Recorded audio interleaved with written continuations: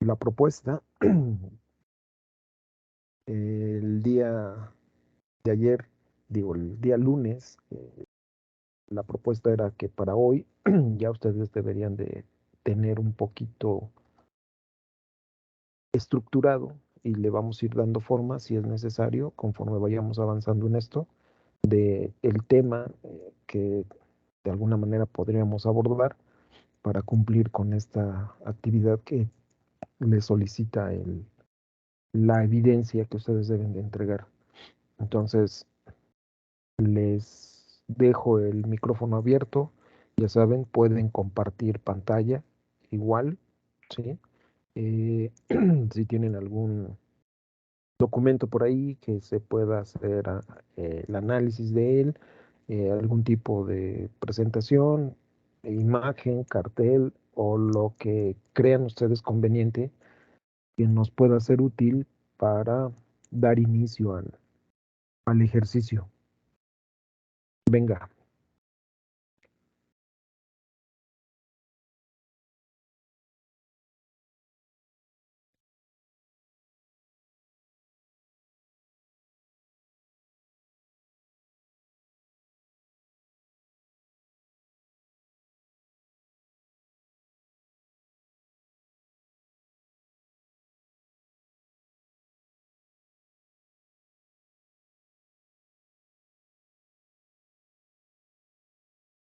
Bueno, como bien quedamos de acuerdo el lunes, nuestro tema a abordar va a ser el cambio climático, en el cual hace referencia a todos los cambios que se han venido produciendo de manera acelerada, como es el derretimiento de hielos, el aumento de temperaturas, los cambios en los patrones climáticos, el desfase de estaciones que antes eran muy marcadas, primavera, verano, otoño, invierno, entre otras muchas cosas.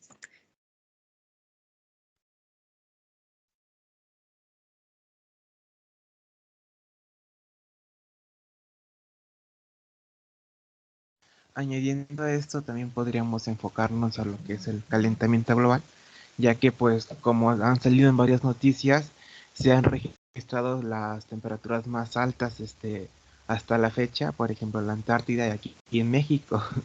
En otros años cuando hemos sentido tanto calor en estas fechas cuando aún no estamos en el clímax del verano, ¿no? Entonces también podríamos hablar sobre eso. Además de que, como acaba de decir Danelli, pues el derretimiento de varios glaciales, la velocidad con la que se derriten es algo que nunca antes había visto en el mundo.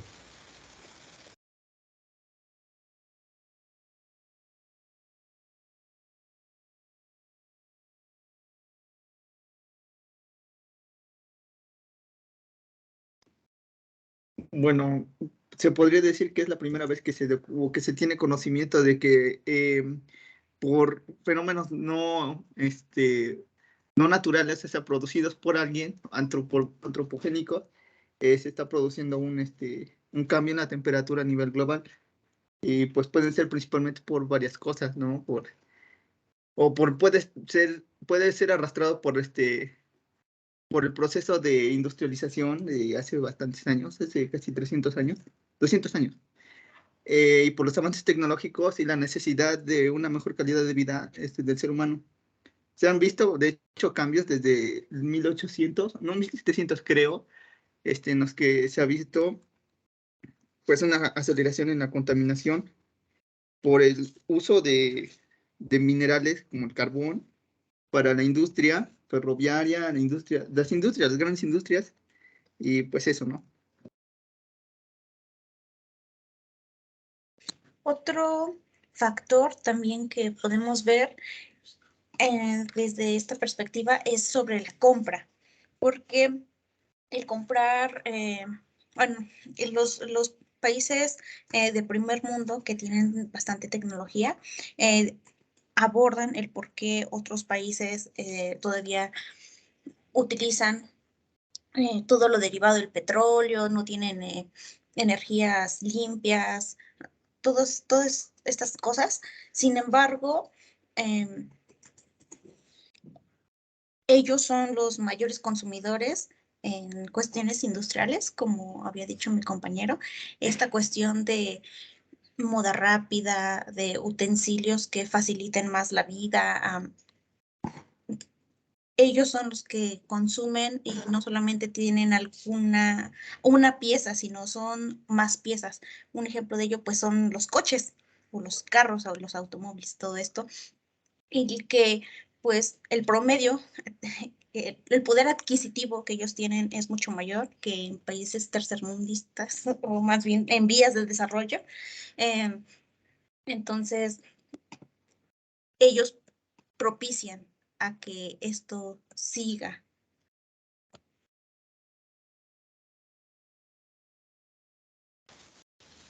Y aparte, como bien dice Jesús, no es algo que realmente sea algo nuevo, sino que desde hace varias décadas se está diciendo hay que hacer algo, si no va a pasar esto y esto y esto y esto. Y podemos ver cómo en ciertos países, por ejemplo, de lugares fríos, pues ahora hace un calor infernal, en otros lugares que es más desértico están unas lluvias a todo lo que dan. Entonces, el clima que se supone que tienen que tener todos los países por su región, pues ahorita es un caos, ¿no? Y no solamente es, como bien dicen, por factores normales, sino que todo esto lo está provocando, pues, los factores humanos, nosotros. Entonces también tendríamos que tomar en cuenta esos puntos. Por ejemplo, los científicos están tan desesperados de que tenemos que hacer algo que pues en Facebook y en demás redes sociales pues ha visto cómo es que están haciendo huelgas para que el gobierno nos tome en cuenta y para que por fin les hagan caso. Entonces también sería algo a debatir. Sí, pues esto además se ve reflejado, por ejemplo, en las temperaturas de los polos, porque por primera vez se registraron temperaturas 40 grados arriba de lo que se deberían en los polos. Por ejemplo, en la Antártida se supone que pues, deberían de estarse registrando temperaturas en esta temporada de menos 50 grados promedio y se está registrando de menos 10.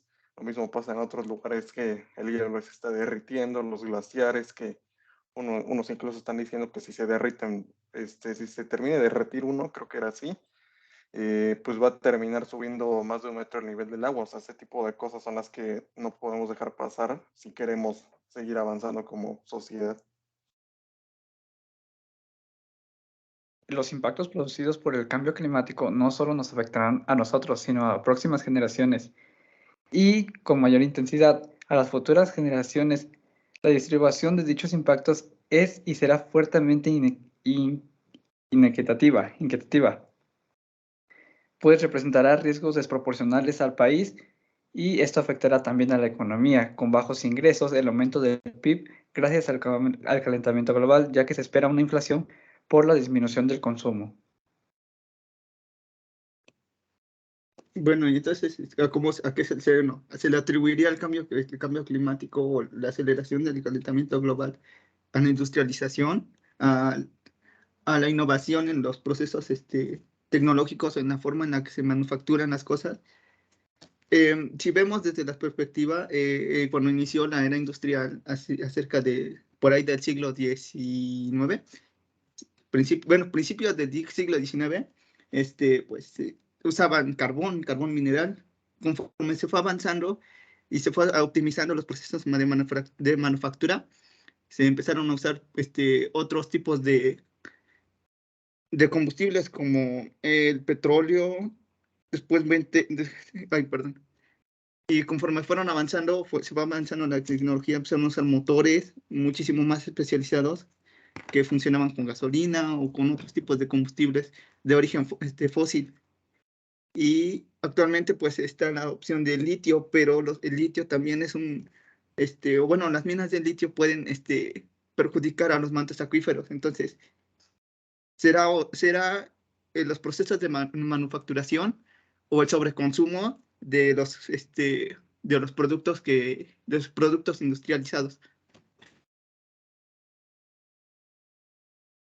También hay que tomar en cuenta que esos productos, pues como bien hemos comentado, pues vienen de materia prima de la naturaleza. Y toda esa materia prima, pues que estamos consumiendo repercute en el ambiente.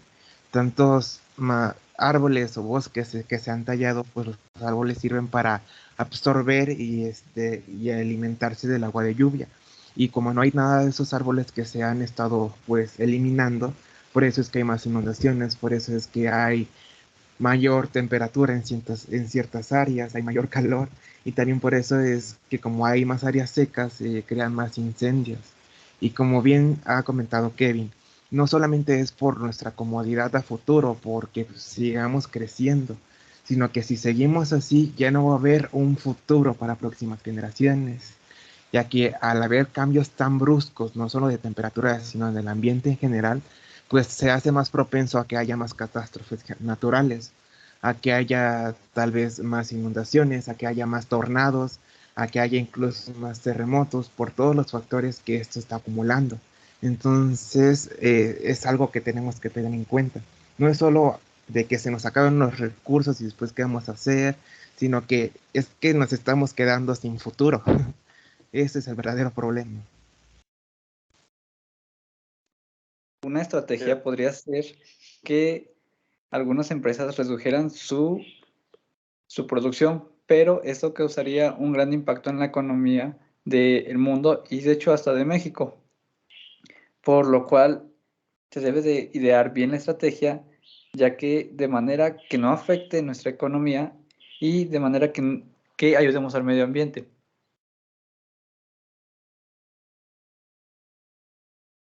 Y a la larga, como dijo mi compañero Alejandro, esto también le trae consecuencias a los suelos, porque a medida que los bosques se van deforestando, igual las selvas y esos ecosistemas, pues al disminuir la cantidad de árboles, también la erosión es cada vez mayor, y eso permite que los suelos sean cada vez más infértiles, y pues por lo tanto, no todas las plantas van a terminar brotando, y eso también trae muchas consecuencias económicas.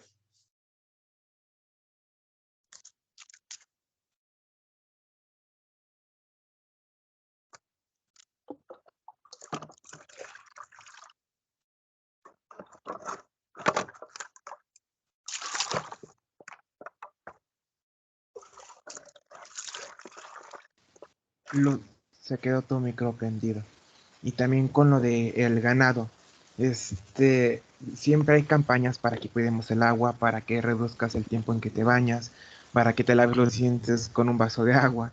Pero bien como han comentado, pues los que realmente están consumiendo litros y litros y litros de agua, pues son las empresas, principalmente las empresas comerciales, como pues, por ejemplo, Coca-Cola, pero pues que tienen un gran poder adquisitivo que hacen que pues el gobierno no les diga nada. Pero aparte de eso, también hay que tener campañas o formular alguna campaña con la población de ganado, porque por ejemplo, al menos en México en 2020 se estima que hay como 669 millones de cabezas de ganado, y pues bien la utilizamos para una infinidad de cosas, desde lo que es la carne, hasta lo que es la leche y los productos derivados. Sin embargo, pues puede que sea algo demasiado, o sea, que no es necesario tener tanto ganado para la cantidad de producto que se echa a perder cada día. Entonces, al reducir también la cantidad de ganado que aparte se va muriendo porque no están las condiciones necesarias para su buen desarrollo, pues podemos idear algo para que haya una cantidad equilibrada, que gaste menor cantidad de recursos y que las condiciones en las que se encuentre sean adecuadas para que sea de buena calidad y alcance a abastecer lo que necesita la población. Pero también, bueno, es que se están desviando del tema y la siguiente es que no solamente la ganadería es la culpable de la contaminación de los mantos acuíferos, también es la minería, la industria metalúrgica, la industria textil, sobre todo la textil aquí en China. Y naturalmente, pues, que solamente se enfocan, se enfoca el uso del agua en las zonas muy industrializadas. Por eso es que, bueno, por ejemplo, en Monterrey está pasando eso, porque se supone que hay tres presas que tienen, que abastecen o que deberían de abastecer a todo Monterrey, pero no está pasando porque dos de ellas son como copropiedad de estas empresas. Y de hecho es por parte de grupos empresariales muy poderosos. Un gran ejemplo de esto es Grupo México en Sonora, creo, tienen una mina que está contaminando con arsénico desde hace muchísimos años y pues está causando no solamente daño a la industria de la ganadería o al área de la ganadería, sino a las personas como tal, porque está contaminando pozos con arsénico y las enfermedades causadas por el arsénico son graves, pero no estamos desviando del tema. Yo creo que Para, bueno, yo creo que uno de esto no solo es la producción de esto, sino también el consumismo que se da de todos estos productos. Por ejemplo, un artículo de Animal Político hace referencia que una de las falacias del reciclaje es que está basado en el cómo el plástico en México solo recicla el 5% de todo lo que se consume. Entonces, muchas veces esta falacia, este consumismo de que, ok, es reciclable, cuesta un poco más y supone que va a dar más usos, pero realmente no se sabe qué tanto daño ambiental genera esta producción de estos productos técnicamente sustentables y realmente cuánto se van a vender. Igual lo mismo pasa con el consumismo que se da en países primermundistas. Mucha gente cree que por el hecho de que tenga una etiqueta verde o que sea más responsable con el medio ambiente va a tener un impacto más pequeño, cuando realmente estas etiquetas solo son hechas para pues, que la gente lo compre y no tenga tanto remordimiento de hacerlo, lo que nos lleva a realmente desconocer qué tanto daño llegan a hacer. Un ejemplo queda en el caso de la pesca, se supone que hay una terminología en ciertos productos de pesca que es como que pesca libre, que no incluyen, que no incluyen técnicas que dañan al medio ambiente, pero estas etiquetas no están como tal, no son como tal certificadas, por así decirlo, a pesar de que tengan una certificación de que no hacen daño al medio ambiente, una vez que se consigue el producto en el mar, no hay ley y simplemente va a obtenerse de una forma en la que ellos van a saber y realmente no se va a saber o no se va a decir al consumidor si esto no tuvo un efecto dentro de ese ambiente. Entonces ahí es donde como que entramos en la falacia del consumismo y en el que qué tanto daño hace realmente que lo produzcan o el que lo consumamos. Entonces se le podría atribuir a la imagen que las empresas se dan a sí mismas para decir así que están comprometidas con el medio ambiente y sin embargo se aprovechan de quizá la ignorancia de nosotros como consumidores para sacarle provecho lo más que puedan económicamente. O es directamente a la producción, a la sobreproducción y al sobreconsumismo de productos.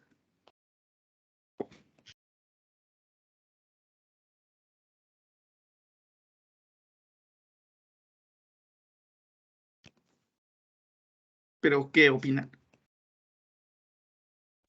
Yo pienso que más que nada tenemos una problemática aquí, bueno, aquí y en todos lados, que es el o el que se dejó de consumir de manera local, puesto que todo esto va afectando, le damos al consumir productos de empresas, ya sea transnacionales o que contaminen, que nos hacen daño, y o el que dejáramos de consumir y de comprarle, por ejemplo, al lechero o a las personas que tenían algunas plantas para consumo, frutas, verduras, todo eso fue generando que poco a poco esas empresas agarraran más poder, tuvieran más poder y se fuera perdiendo esto en cuestiones económicas, porque antes la leche del lechero costaba más caro que comprarle a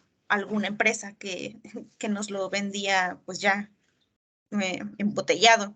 Y ahora es totalmente al revés. Sin embargo, ahorita ya no hay nadie que le haga competencia a esa industria.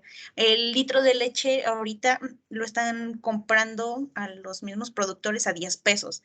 Y realmente a cuánto le están comprando, pues yo no sé, pero por ejemplo yo he ido a comprar la Santa Clara y me está costando 25 o 24 pesos y está económica. Y ya si yo lo quiero comprar en tienditas de la esquina, ahí está arriba de los 28 pesos algunas veces.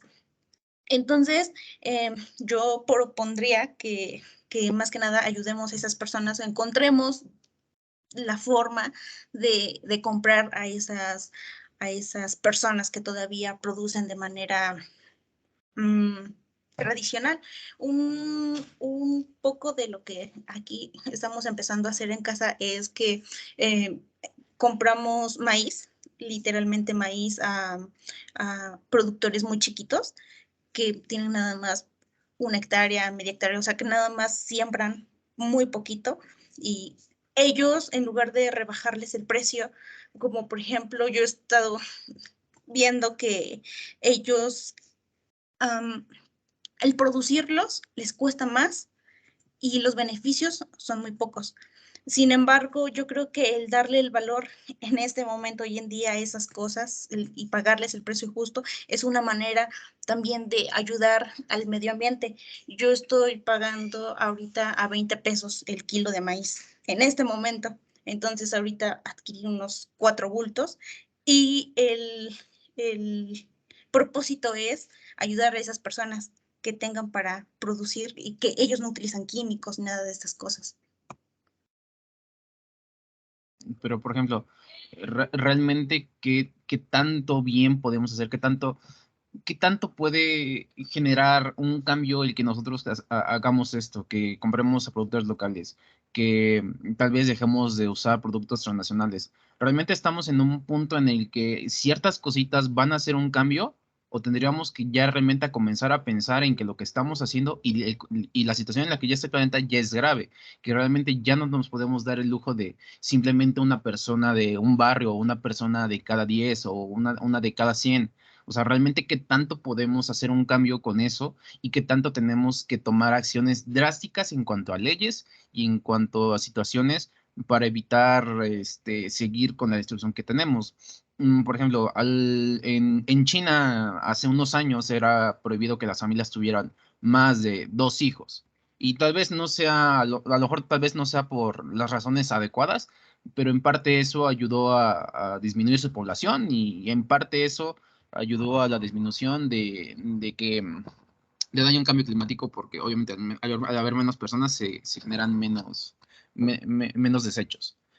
Pero actualmente tuvieron que otra vez aumentar su población porque morían más personas de las que nacían.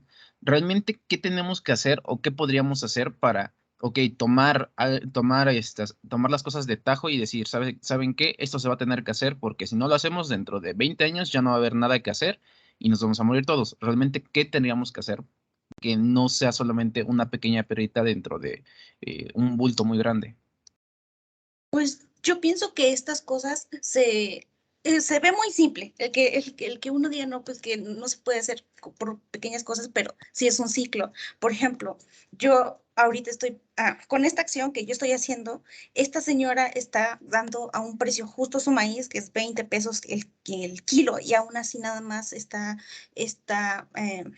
solventando los gastos que realmente hizo. Para obtener una buena ganancia es mayor. Sin embargo, nadie le quiere comprar a ese precio el kilo de maíz. Y eso es porque, pues, volvemos, otras empresas venden más caro y obligan a que los productores regateen su producto y les da menos calidad de vida a esas personas productoras de manera orgánica. Entonces, por ejemplo, en este ciclo, el que yo estoy haciendo, considero que es importante porque esa persona esta temporada de siembra va a ir con otras personas que tengan abono de animal, va a poder comprar su abono, evita el poner químico al menos a su tierra a la que va a sembrar. Yo me beneficio en no consumir productos que dañen dañen a la salud.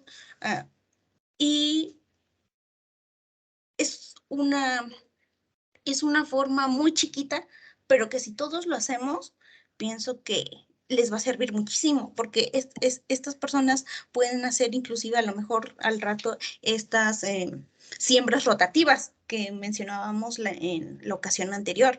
En una temporada siembran a lo mejor maíz, en otra calabaza, en otra, y así va rotando, y hace que la tierra no se vuelva infértil. Entonces, es una acción chiquita, pero pienso que puede ayudar en masa si lo hacemos o lo empezamos a hacer desde ahorita, fomentarlo. Sí, claro, pero por ejemplo, tú tienes el tiempo, tú tienes el espacio, tú tienes las posibilidades de hacerlo.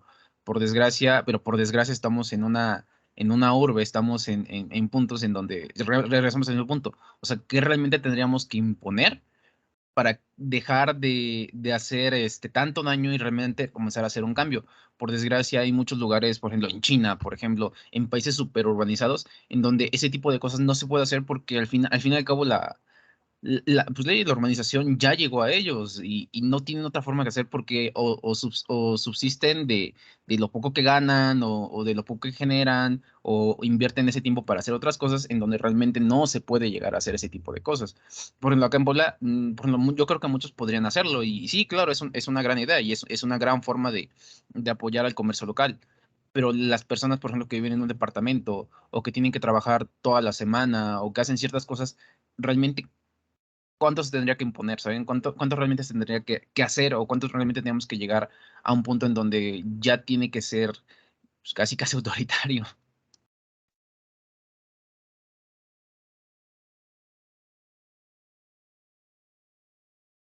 Bueno, si mostramos algunos datos, sabemos que en el año 2017 se juntó una cantidad aproximada de 50 millones de toneladas de CO2 que repartidos y haciendo cuentas entre todos los humanos en la Tierra, nos tocarían aproximadamente por cada humano 2 millones de toneladas.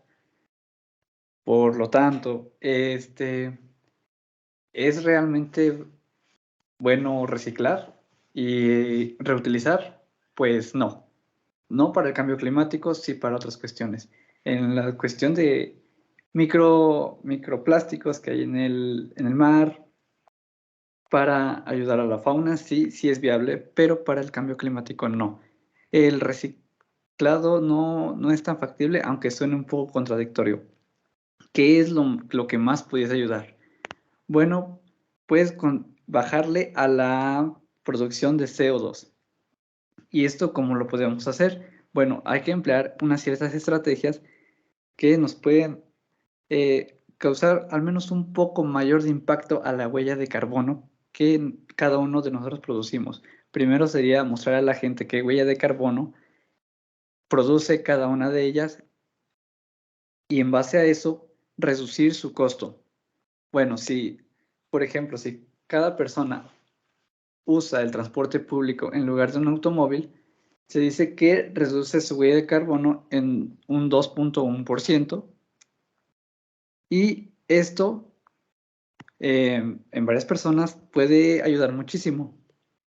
También otra estrategia que puede ser un poco controversial puede ser el veganismo y las dietas, ya que la producción de carne también es un gran factor de contaminación por la producción de CO2, ya que el CO2 es la principal causante del cambio climático y es nuestro principal tema. Por lo tanto, esas serían unas estrategias: transporte público, ir, medir nuestra huella de carbono para limitarla a nuestras más posibilidades.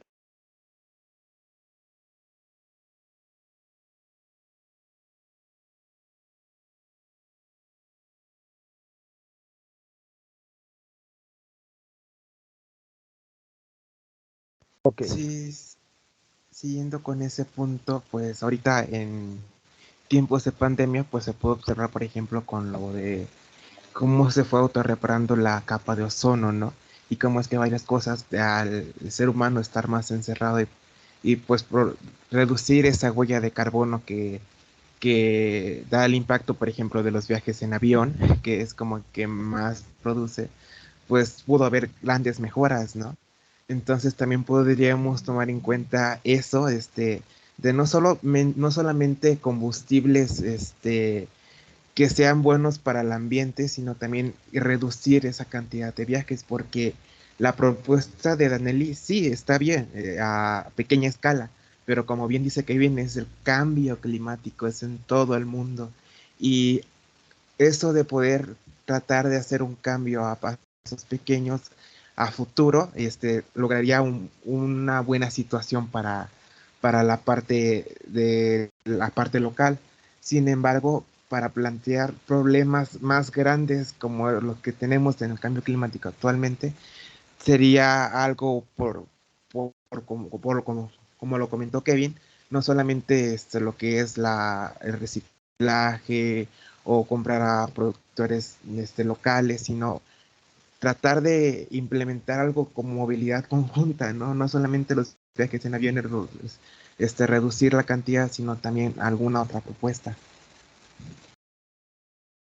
Sí, claro.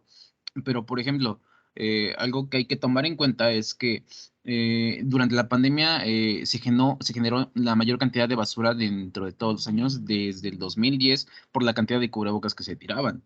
Y realmente estas reducciones en cuanto a emisiones y en cuanto a regeneración que se pudo ver, no es que fuera por gusto, es que realmente fue porque fue una imposición, porque no podíamos salir.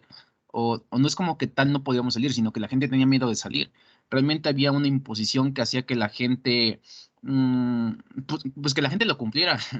Y es a donde voy, y creo que es el tema que sigo tocando, que quiero seguir tocando. Realmente qué tanto tenemos que hacer para que ya se haga algo concreto. Porque no podemos, porque por desgracia ya no podemos seguir con cambios pequeños. A lo mejor eso hubiera servido en, ¿qué les gusta? 1990, 2000, tuviéramos tenido todavía unos 20, 30 años para hacer este cambio y aumentar como tal la educación hacia las personas. Pero por desgracia estamos en niveles críticos. Los estudios dictan que se supone que hace un año nos habíamos acabado ya los recursos que nos tocaban para dentro de 2 años. O sea, imagínense, ya no podemos seguir así, porque si seguimos así, yo calculo que dentro de 10 años ya no va a haber nada que podamos hacer como tal, por parte propia, y van a comenzar las imposiciones, como ahorita lo que está pasando en Nuevo León. Ya no pueden sacar agua y les están dosificando el agua. ¿Por qué? Porque ya no tienen agua. Ya no pueden darse el lujo de hacer un cambio pequeño porque ya no pueden hacerlo. Ya tienen que ser imposiciones porque ya no hay otra forma.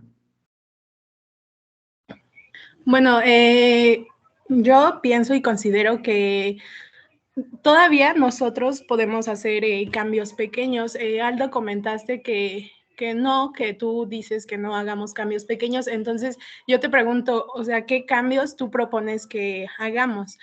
Yo siento que de alguna forma podemos seguir ayudando nosotros, o sea, no acabar definitivamente con el cambio, pero vamos a estar reduciendo nuestro impacto. Y no sé si han visto ustedes una película que se llama No mires arriba, y creo que definitivamente eso es lo que estamos viviendo ahora. No siempre se empieza por el gobierno, por los presidentes. También todos los cambios empiezan desde nosotros. Y yo, como les había dicho, yo siento que el hacer nosotros pequeños cambios, pues de alguna forma sí va a ayudar. Ahorita pues todavía tenemos un poco de tiempo, pero pues no sé qué propones tú que hagamos para poder solucionar. Ojo, yo no estoy diciendo que no se hagan, o sea, está perfecto que se hagan y realmente se tendrían que hacer más. A lo que yo voy es que ya tendrían que tomar acción, o sea, yo me refiero más a gobierno, a una acción, perdón, no sé, literal, sí, bueno, sí, al gobierno. O sea, que ya tendría que comenzar a haber imposiciones en ciertas cosas que sean obligatorias para todas, y que si no se cumplen, pues se cumplan condenas, porque realmente no hay ninguna que no hay ninguna condena para las personas que tiran, para las personas que contaminan el medio ambiente. Por ejemplo, las grandes empresas tiran la mayor cantidad de desechos dentro de los ríos, y actualmente el 90% de todos los ríos y ¿cómo se llama? Fuentes de agua que no sean subterráneas, en el país ya están contaminadas y no hay como tal algo que las, pues que las regule. Se supone que teníamos un partido que se llama el Partido Verde, que lo que tenía que hacer era proteger el medio ambiente, porque por eso se llama Partido Verde, y lo último que hace es proteger el medio ambiente, ¿saben? O sea, yo no estoy diciendo que no se hagan esos pequeños cambios, que ustedes no los hagan. Realmente es enorme que nosotros los hagamos. Realmente el que nosotros ayudemos, les digamos a las personas y eduquemos a las personas sobre cómo hacerlos es lo mejor que podemos hacer. Pero ya no podemos estar haciendo acciones pequeñas y tendríamos que comenzar a tomar acciones legales ante este tipo de situaciones. Yo creo que es lo que se tendría que comenzar a hacer ya. Creo que yo puedo entender más o menos ¿cómo se llama? El punto de vista de Aldo. Y es que algo en lo que coincido, ahora que lo mencionas, es que, bueno, es cierto, hay pequeñas acciones que nosotros podemos hacer y van a ralentizar todo este tipo de proceso, pero al final solo lo estamos atrasando, no es una solución como tal.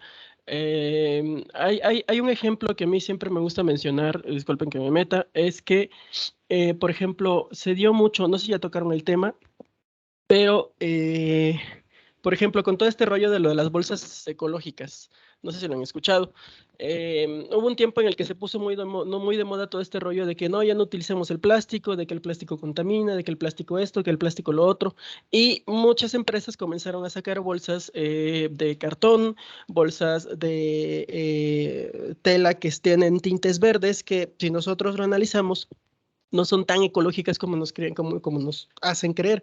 El color verde, en cuanto al tinte textil, es uno de los colores más difíciles de sacar, se desperdicia mucha agua en su proceso.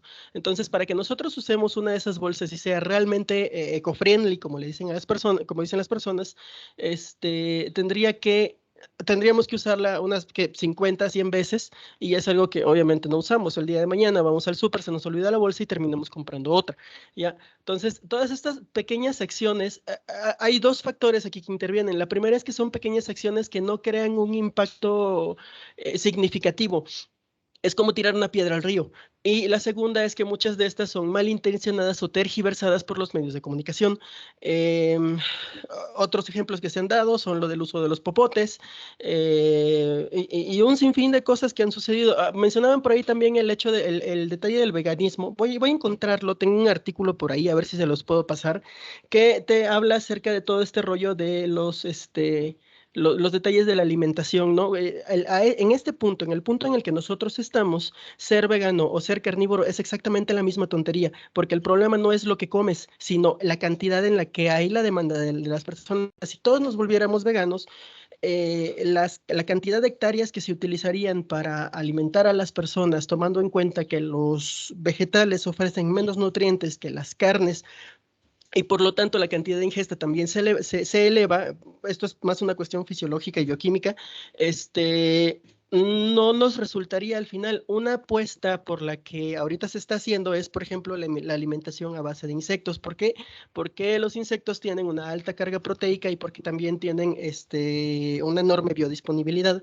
Y son animales que se reproducen muy fácil. Entonces, eso sería en cuestión a ello, pero todas estas cosas no van a hacer al final una diferencia significativa, solo van a ralentizar lo inevitable.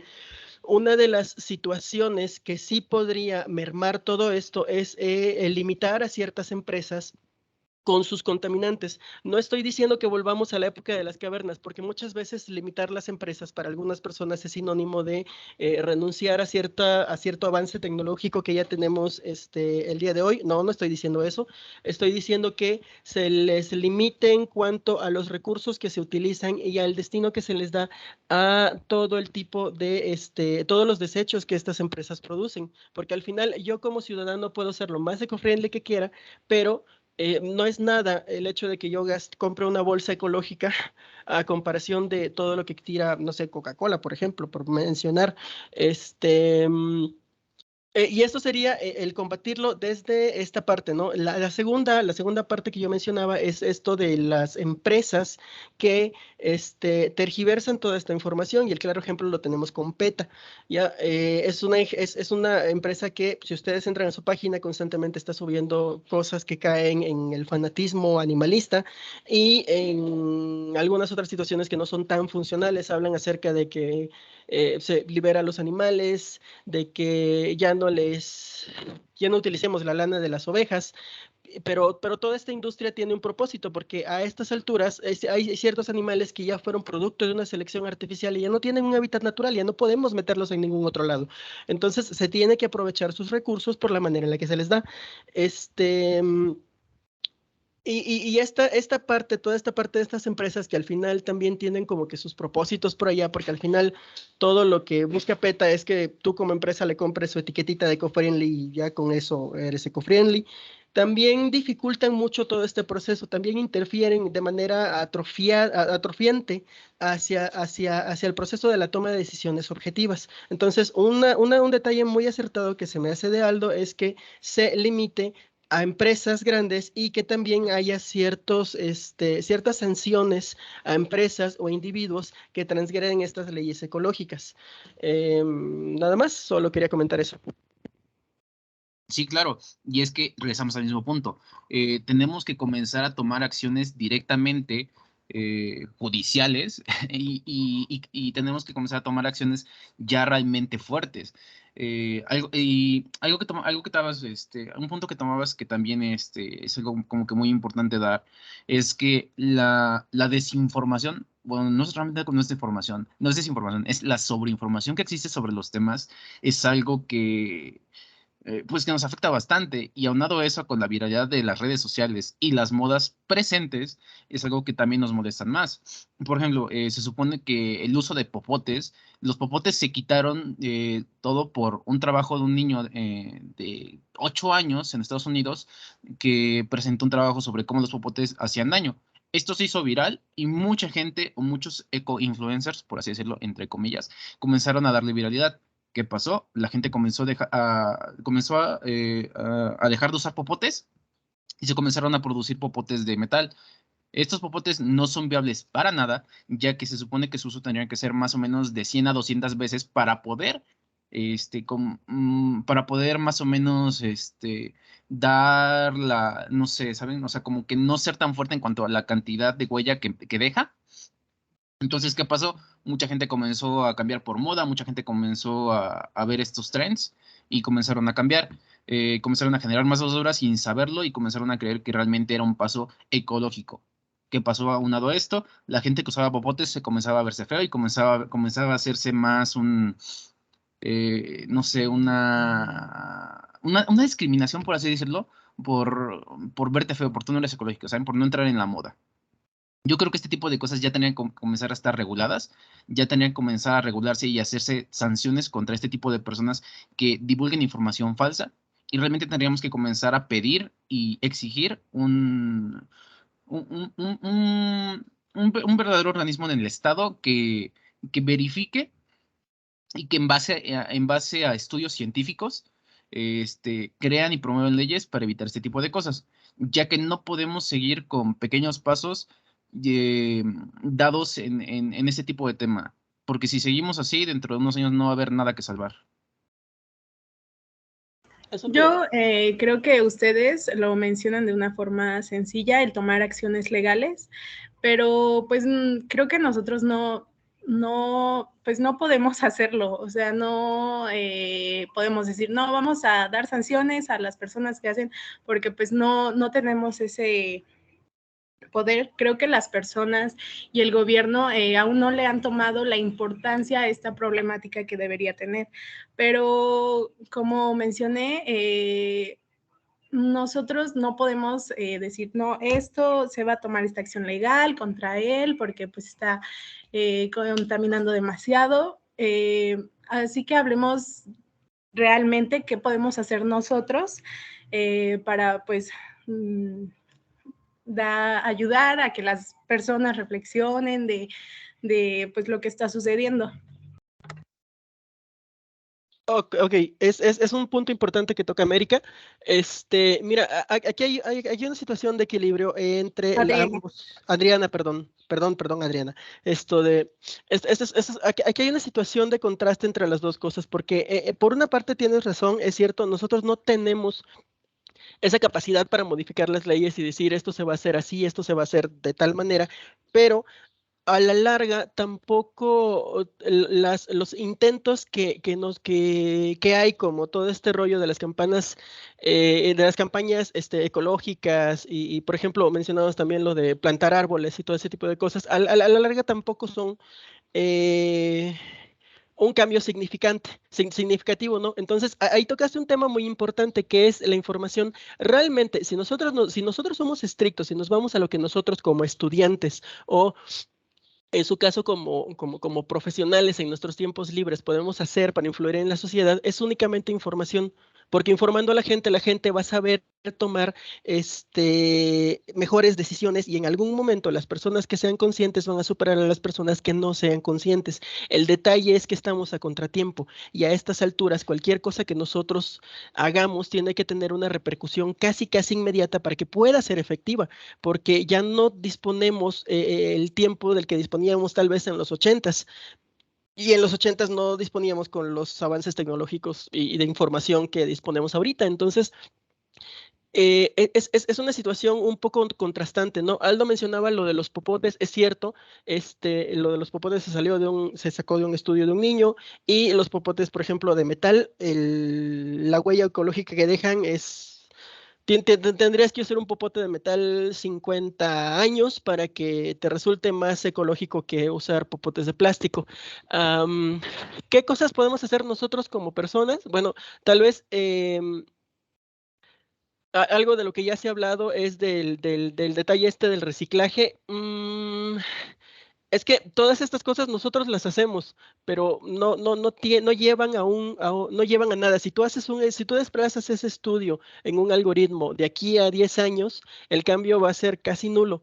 El problema son las personas que lo hacen a grosso modo, a escala macroscópica, ¿no? Hay empresas que no están reglamentadas. Ahorita fíjate que se está poniendo muy de moda que en las empresas se norman, así como nosotros nos normamos por las normas ECOL, así como el sector salud se rige por las normas SSA, así las empresas ahorita les están haciendo mucha presión para que se normen con las STPS.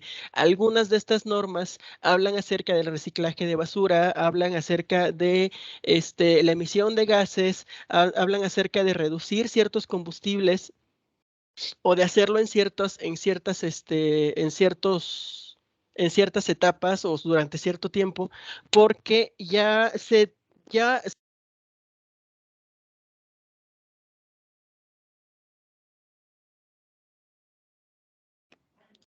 te desactivaste el micro, May. Perdón. Ahora, definitivamente en algún momento se tienen que modificar las leyes para que se dé este cambio de manera más abrupta, estas regulaciones.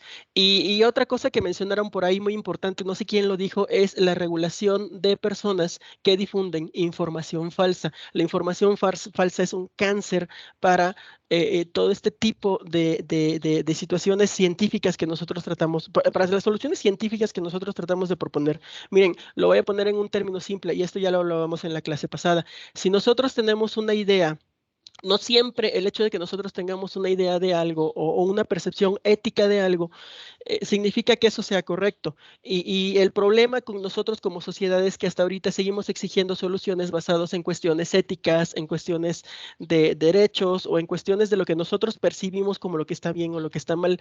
Pero pueden haber estudios, puede haber situaciones que nosotros sigamos de manera objetiva. La ciencia es nuestra única luz en este mar de ignorancia llamado vida, ¿ya? Y al final es de esa forma de la que se tienen que dar los cambios, mediante estudios, mediante situaciones objetivas.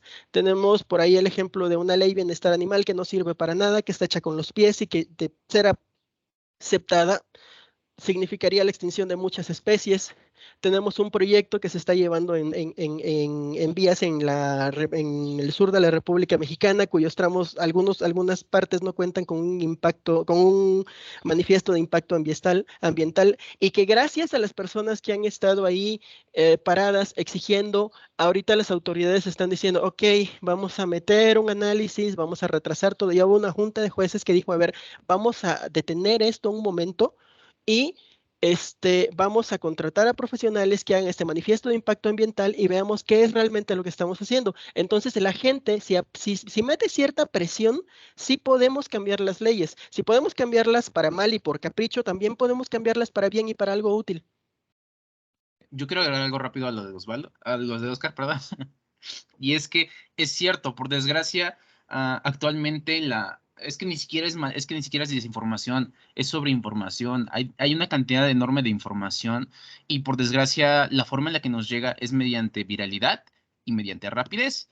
¿Esto qué crea? Esto hace que nosotros generemos sesgos de autoridad, sesgos de confirmación, que nos lleven a información que obviamente siguen esos sesgos. Lo que va a hacer que concordemos o que concuerden que concordemos con ideas que realmente a lo mejor pueden que no sean correctas o que no tengan estudios necesarios o que simplemente no tengan ni pies ni cabeza. Se supone que actualmente en países primermundistas, no recuerdo exactamente el país, lo leí hace ya bastante tiempo, el hecho de desinformar y publicar información que es completamente falsa está penado legalmente. Esto ayuda mucho contra pues, la malinformación, la sobreinformación. Igual, tal vez no parezca mucho, pero por ejemplo, en Wikipedia, a pesar de que muchos digan, no, pues es que no tiene ni pies ni cabezas, todos lo pueden modificar. Ok, sí es cierto, todos lo pueden modificar, pero a pesar de eso, hay gente que se pasa días buscando información que ha sido modificada y hay ciertas personas que no pueden modificar información porque mucha gente modifica información para sus propios beneficios. Se supone que hace 2 años sacaron informes de quiénes habían modificado Wikipedia y muchas de estas modificaciones que se hicieron fueron por empresas que querían hacer ver que los problemas que tuvieron, que estaban registrados en la página de Wikipedia, porque a pesar de que mucha gente diga que no es confiable, es de las primeras que se visita y de las primeras informaciones que se ven, estas empresas lo que hicieron fue modificar estos informes sobre lo que habían hecho, como que no habían tenido ciertos derrames o que no habían tenido ciertos problemas para evitar que la gente se enterara. Al menos yo puedo decir que por suerte, al menos en México, hay cierto grupo de personas, de científicos, de divulgadores científicos que intentan mantener o intentan hacer este tipo de ayuda para la gente para evitar que caiga en este tipo de información o sobreinformación. Hay un biólogo y aparte veterinario que se llama Nico Sastre que se dedica a la divulgación científica, que es uno de los mejores a mi parecer en cuanto a temas ambientales, ya que se la pasa desmintiendo o explicando realmente las cosas que pasan con ciertos eco-influencers. Igual hay otro que se llama Barón Rojo, hay otro que se llama Locaos, que son realmente buenas, como que buenos comunicadores que ayudan a evitar esta sobreinformación. Y como dijo Osvaldo, es necesario terminar con esto para poder comenzar a pasar a tener, pues sí, un mejor contexto y mejor idea sobre cómo ayudar a evitar pues todo este tipo de problemas.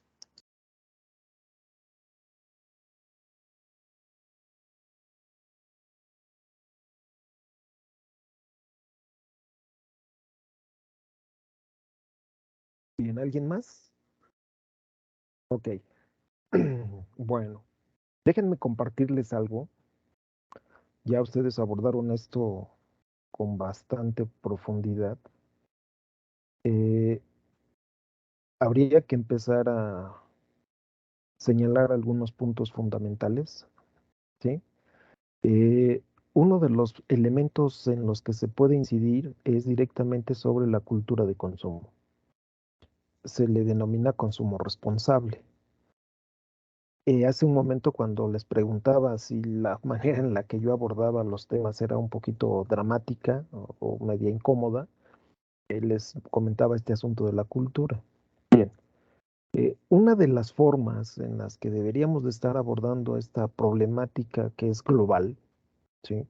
Y por donde ustedes le vean, implica empezar a cambiar esta percepción que se tiene sobre este aspecto del consumo. Muchos de ustedes hablaron sobre esto, ¿sí? Y hay una serie de preguntas que están orientadas precisamente a ir reflexionando sobre este proceso, ¿sí? ¿Qué es lo que tiene que pasar para que yo pueda desayunar? ¿Sí? Si consumo un vaso de leche, unos huevos revueltos con jamón y frijoles, ¿qué es lo que tuvo que pasar para que yo pueda tener acceso a este tipo de cosas?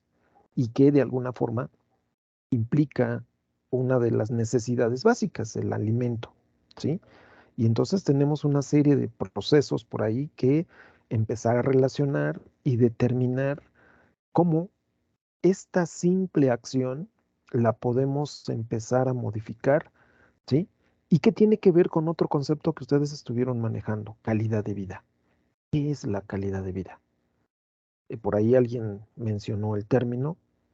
Tenemos que tener bien claro en qué consiste este término, porque desafortunadamente con este asunto que ustedes también mencionaron de las modas, lo que nos rige no es una calidad de vida, sino es una cuestión que tiene que ver con un modismo que implica un estilo de vida.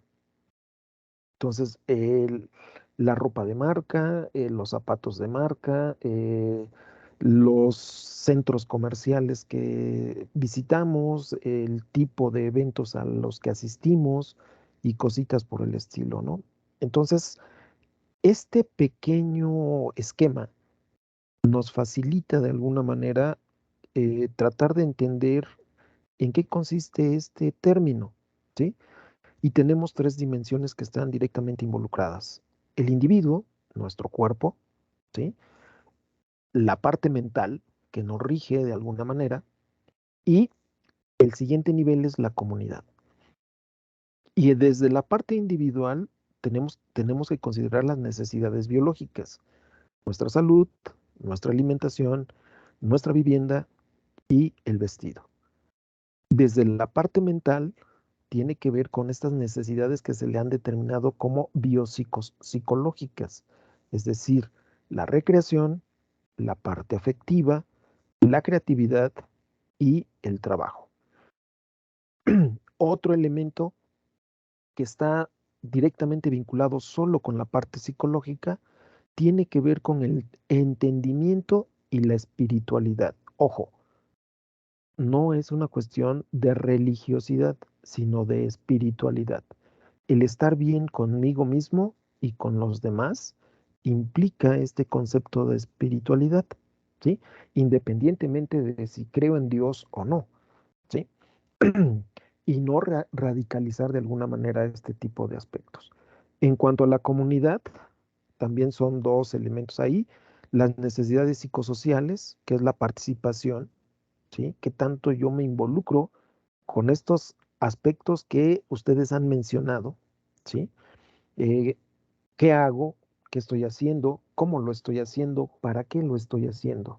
Y que de alguna manera puede incidir dentro de ese entorno comunitario en el que yo me involucro. Y por consiguiente, la parte de identidad, ¿sí? ¿Qué es lo que me identifica dentro de ese ámbito comunitario en el que habito? ¿Sí? Creo que alguna vez les preguntaba, ¿qué es lo que nos identifica como universitarios? Vivimos en un entorno universitario, somos estudiantes, ¿sí? O somos parte de una comunidad universitaria. ¿Qué es lo que nos identifica? Si nos cuesta trabajo identificar esta parte, ¿sí?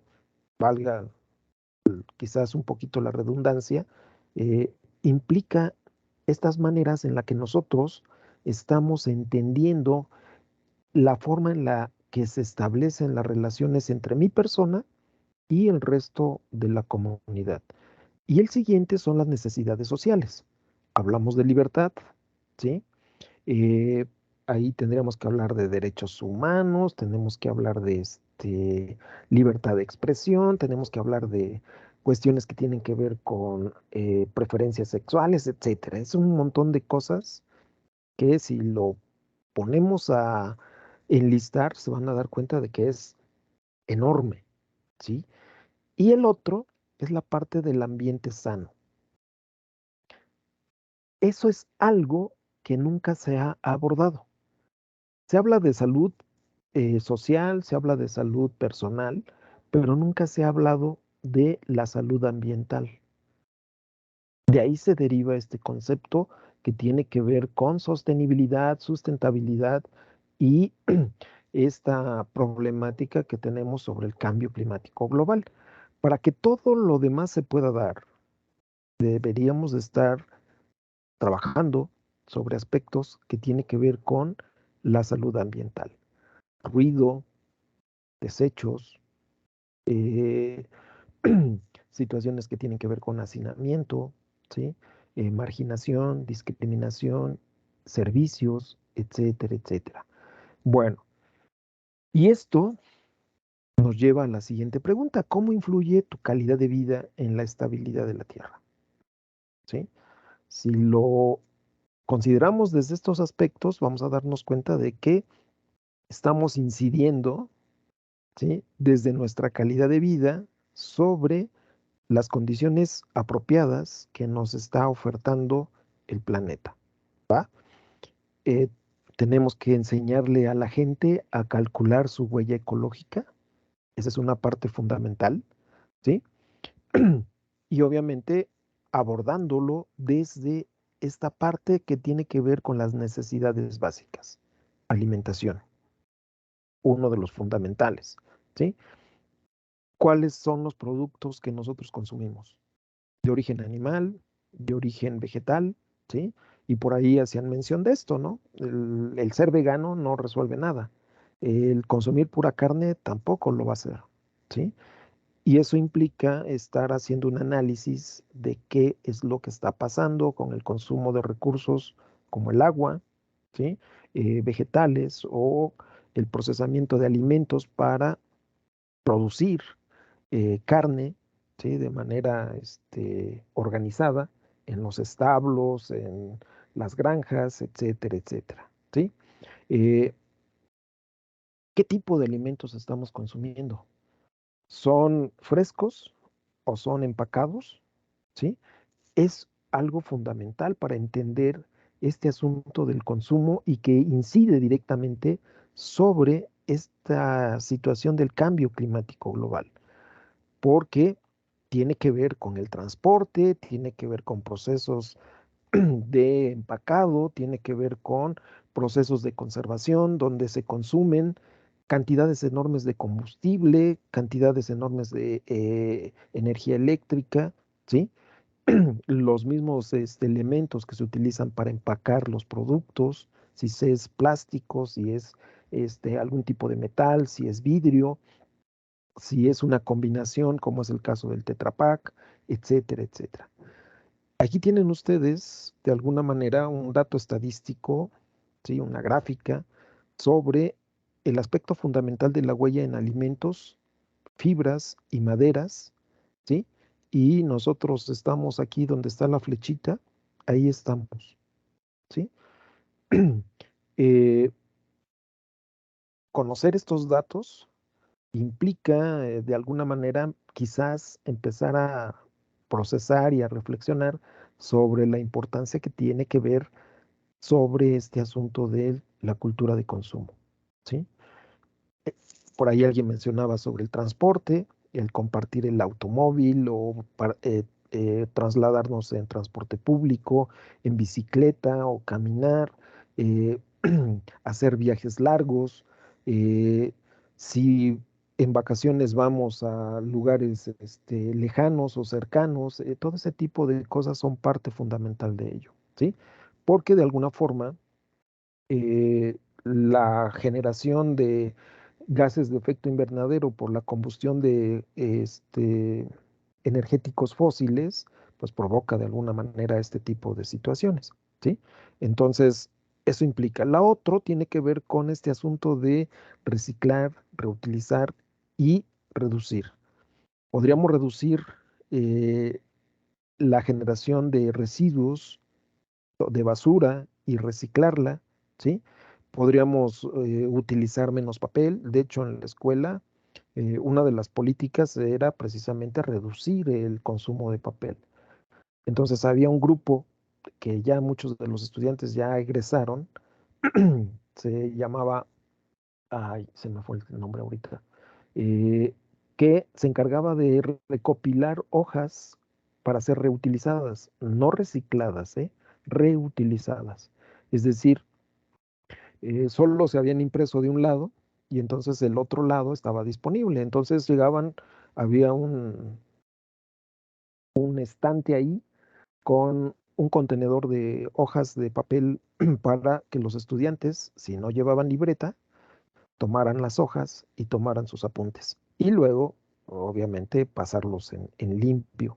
Esas son algunas de las cosas que se proponen. La separación de residuos, ¿sí? Y en cuanto a la energía, ¿qué tipo de aparatos eléctricos estamos utilizando? La cantidad de ellos, si dejamos las luces encendidas, ¿sí? Si dejamos conectados los aparatos eléctricos, ¿sí? Si utilizamos algunos de estos insumos que consumen bajos niveles de energía, si los apagamos y los desconectamos, son parte fundamental. Y entonces hablamos de otro factor, contaminación lumínica, ¿sí? Y ahí tenemos una serie de componentes. Hay una serie de recomendaciones para ahorrar energía, a muchos ya las conocemos, ¿sí? Y como parte un poquito cómica del calentamiento global, que era el elemento que se discutía, aquí tienen ustedes una caricatura de una evidencia de lo que ha pasado con el calentamiento global del planeta, ¿sí? 1920, 1950, 1980 y en la actualidad, ¿sí? Bien, ahí tienen otro dato sobre la huella energética, ¿sí? Por persona, por país. Estamos por encima de la media aquí en México, un poquito por encima, no mucho.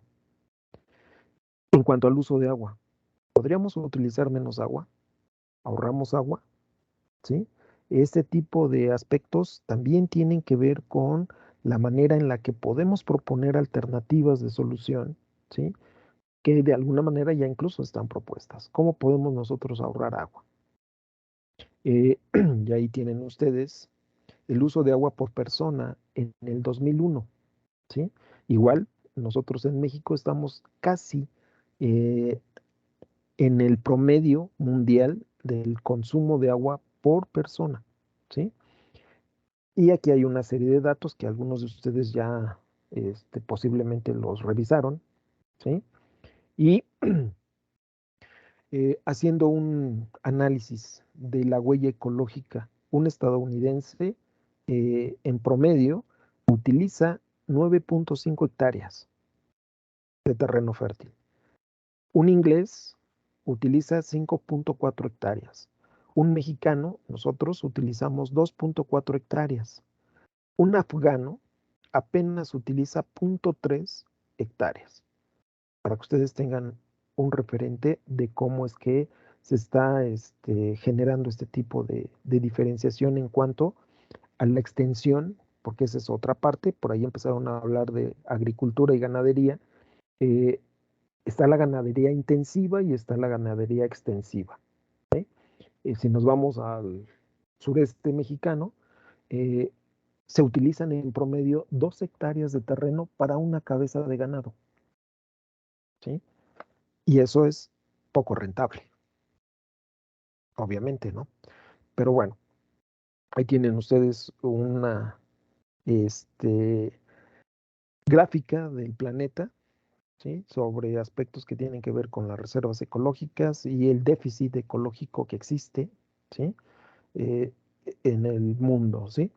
Y obviamente, si nuestro estilo de vida promedio fuera como el de Estados Unidos, necesitaríamos una cantidad enorme de hectáreas para satisfacer la necesidad de los millones de habitantes que tenemos en el país, ¿sí? Pero bueno, ese tipo de cosas son las que deberíamos de estar abordando en cuanto a la manera en la que se debe de abordar este elemento de cultura de consumo. Ahí tienen algunas imágenes sobre lo que consume un mexicano, lo que consume un egipcio, un australiano, un bosnio, un estadounidense, un alemán, en la India, en China, en Cuba, en Japón, en Chad, en Kuwait, ¿sí? ¿Y qué es lo que podemos hacer? Hay que reestructurar un montón de cosas, ¿sí? Las viviendas, sobre todo, habría que empezar a generar situaciones que tienen que ver con alternativas de construcción de viviendas con características completamente diferentes, ¿sí? Y aquí tienen ustedes las propuestas. Están divididas en 4 alternativas. La primera, la equidad, ¿sí? Debería, ¿sí? Les digo que debería. Y aquí es una cuestión tanto legislativa como es lo que han propuesto algunos de ustedes, ¿sí? Pero también de aspectos que están vinculados con la manera en la que se establecen las relaciones y los contratos laborales, ¿sí? Cuando se da una división justa y equitativa de los recursos, tanto económicos o materiales como los recursos naturales, ¿sí? Primer punto y un poquito complicado. Cuando aumenta la capacidad de la gente sin afectar negativamente el bienestar de otros, ¿sí? Mi libertad termina cuando empieza la del otro, ¿sí? Y eso, si lo entendemos, podríamos cambiar un montón de cosas en cuanto a este tipo de interacción social a la que se hace referencia. El siguiente es la sostenibilidad que también ustedes empezaron a manejar, cuando es tan justo para las generaciones futuras como para las actuales. Es decir, buscar los mecanismos para no poner en riesgo los recursos necesarios para las generaciones futuras. Y cuando se respeta la capacidad de sustento del planeta. Hay un concepto en ecología que se llama capacidad de carga. Y nuestro planeta, en cuanto a la población humana, estamos sobrepasando esa capacidad de carga, ¿sí? Entonces, por ahí, dentro de las teorías conspiratorias que se han ido generando, una de las ideas es de que este virus fue liberado de manera intencional para minimizar la población humana, ¿sí? Si nos ponemos a reflexionar en ese tipo de sentidos, posiblemente tenga una razón de ser. No estoy justificando ni mucho menos, ¿sí? En cuanto a la productividad, cuando se utiliza la escolaridad, ojo, estamos hablando de educación, ¿sí? El acceso a la información y otros elementos relacionados al consumo para el aumento de conocimiento y el aumento de la productividad individual y comunitaria, ¿sí? Esta parte es fundamental. Tenemos que trabajar sobre aspectos educativos y empezar a reconstruir la forma de pensamiento de las nuevas generaciones. Es más caro reeducar que educar, ¿sí? No sé cómo lo vayan a abordar, pero es una nota nueva por ahí que no tiene más de 2 o 3 días sobre nuestro modelo educativo, cómo se va a ir modificando, cómo van a desaparecer los grados escolares y se le va a dar una orientación un poquito diferente. Habría que hacer un análisis sobre cuál va a ser el impacto sobre estos aspectos. Y el último es la participación, ¿sí? Cuando se estimula el surgimiento de comunidades participativas. Eh, bien, trabajamos de manera individual, proponemos, hacemos cosas, pero lo ideal es que empecemos a trabajar de forma participativa. Si se involucran con algún grupo, con algún movimiento, con una organización no gubernamental, ya de alguna manera estamos trabajando en ello. Ojo, ¿qué tipo de organizaciones? Sí sabían, por ejemplo, que Greenpeace en realidad tiene otras intenciones completamente diferentes a las de la conservación ambiental, ¿sí?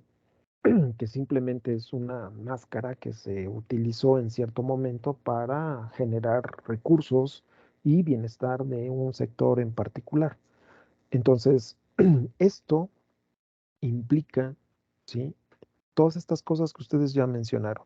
Y traté de hacerlo lo más breve posible como una manera de conclusión. Y considerando algunos de los aportes de algunos expertos, aquí como James Lovelock, ¿sí? Que se retoma de alguna forma esta frase: si no cuidamos la tierra, ella cuidará de sí misma, haciendo que ya no seamos bienvenidos, ¿sí? Eh, digamos que la tierra tiene un sistema inmune, y si nosotros nos estamos convirtiendo en una plaga, va a buscar los mecanismos para minimizar esa plaga, ¿sí? Es a lo mejor un poquito burdo el término que estoy utilizando, pero de alguna manera esa es la situación que se ha estado viviendo con el crecimiento poblacional logarítmico que el ser humano tiene y que de alguna manera está rebasando esa capacidad de carga que tiene nuestro planeta. Bien, eso sería como corolario o como una forma de cerrar esta situación. Y ahí está.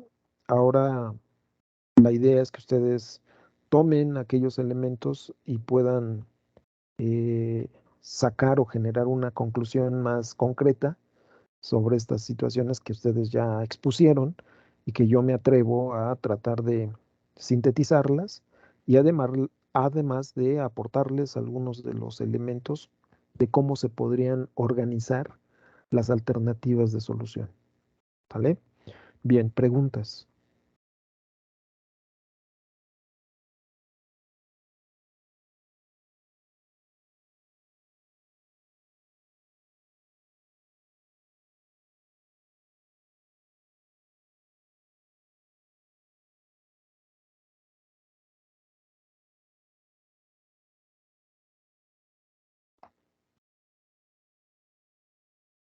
¿No?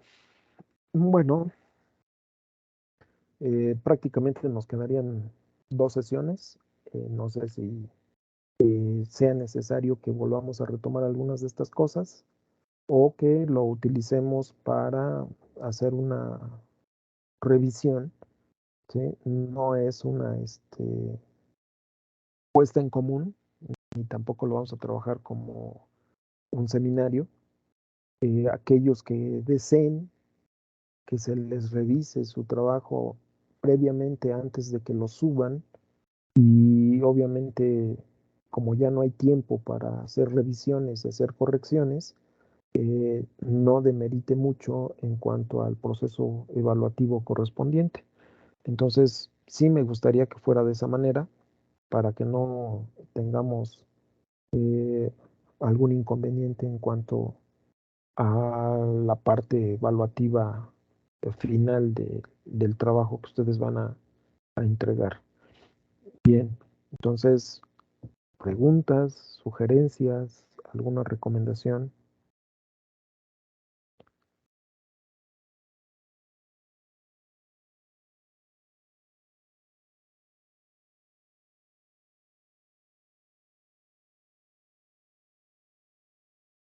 O ya se fueron.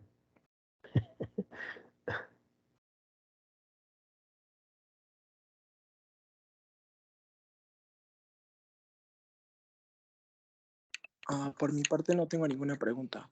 Ok. Bueno, entonces les agradezco. Bien. Hay cosas que están bastante claras, ¿sí? Que ustedes las conocen y las manejan, ¿sí? Ahora la idea es que empecemos a integrar esa información y que le encontremos una utilidad, ¿sí?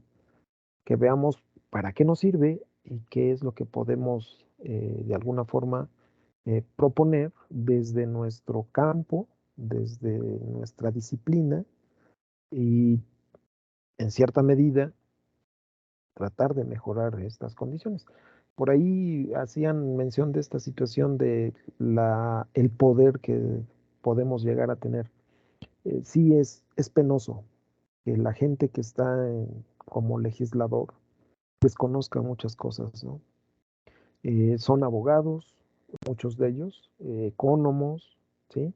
Pero que yo sepa que haya algún servidor público con un perfil apropiado para abordar este tipo de problemáticas, yo lo dudo, ¿sí? Y desafortunadamente ese es otro asunto que deberíamos de empezar a buscar las alternativas de solución. ¿Quién, en manos de quién estamos? ¿Sí? ¿Quiénes son los que nos están gobernando? ¿Y qué tanta apertura y conocimiento tienen sobre todo este tipo de problemáticas? ¿Sí? Ustedes ya participan dentro de estos procesos de elección de gobernadores, o de gobernantes, mejor dicho, y tendríamos que ir pensando realmente a quién le estamos dando la confianza para generar cuestiones que tienen que ver con este proceso de gobernanza en la que estamos sometidos. Y de hecho tiene que ver mucho con esta situación de la interacción social que corresponde, ¿sí? Pero bueno, ahí está el punto para que ustedes lo reflexionen, lo analicen y vean qué tanto como persona, como ente social, ¿sí? Vivimos en una sociedad, podemos de alguna manera incidir para tratar de mejorar muchas de estas cosas que hemos identificado que tienen algún tipo de problema o de dificultad para ser consideradas como apropiadas. Pero bueno, ahí está, es todo un reto, ¿sí? De alguna manera lo sé. Y esta es la parte fundamental del hecho de trascender, ¿sí? Si queremos trascender, tenemos que hacer algo en pro de las cosas que consideramos que no están siendo apropiadas en nuestro entorno familiar, en nuestro entorno social, ¿sí? Etcétera, etcétera. En nuestro entorno ambiental sobre todo, ¿no? Bueno, entonces lo dejamos aquí. Les agradezco la atención y la participación y nos estamos conectando la próxima semana.